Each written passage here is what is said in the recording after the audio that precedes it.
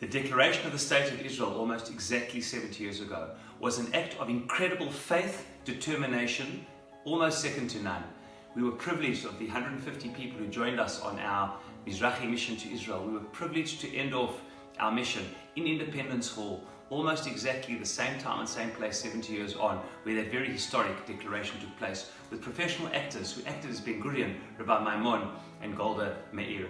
And we received a book by Dr. Mordechai Naor, the historian of the Independence Hall, which has a fascinating story. It just shows how deep this determination and faith was. Indeed, a heroic and courageous act. We all know the incredible pressure that David Ben-Gurion was under. The United States were pressurizing him.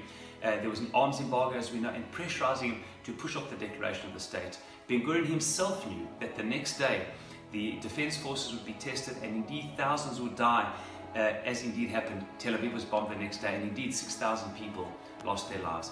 The generals of the Haganah, many of them were against him.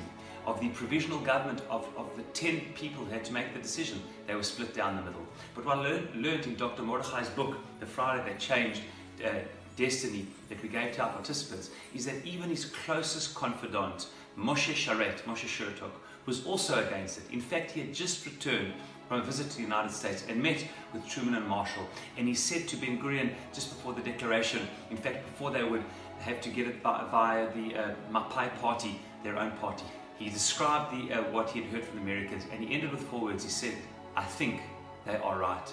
We should not declare." Ben-Gurion locked the door and said to him, "Moshe, we're now going to stand before the committee. You can tell them everything the Americans said, just not the last 4 words. I think they're right. You leave that to me, and you leave it to Jewish destiny." And indeed, somehow Ben-Gurion found this inner strength, this determination, driven by a sense of destiny, by the Tanakh that he knew so well, that this is the moment of Jewish destiny. And against the Americans, against his own generals, against his closest confidants, he felt that this was the moment. And on that day of declaration, this courageousness came through, and a state was declared with all of the challenges. I want to end and say that this is the concept oft repeated in Kabbalah, known as It'aruta de la Tata, V'it'aruta de la Eila.